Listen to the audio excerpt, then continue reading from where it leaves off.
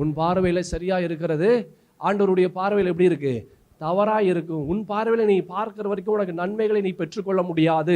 உன் பார்வையில் நீ பார்க்கிற வரைக்கும் ஆசீர்வாதத்தை நீ பெற்றுக்கொள்ள முடியாது. ஆண்டவருடைய பார்வையிலிருந்து நீ பார்க்கும்போது அப்போ சூழல் வித்தியாசப்படும். அப்போ உன்னுடைய நிலை மாறும். அப்போ உன்னுடைய வாழ்க்கையில நீ இழந்தவைகளை நீ சுதந்திரித்துக் கொள்ளலாம். அதுக்கு நீ சோதித்து பார். அல்லேலூயா. என்ன செய்ய?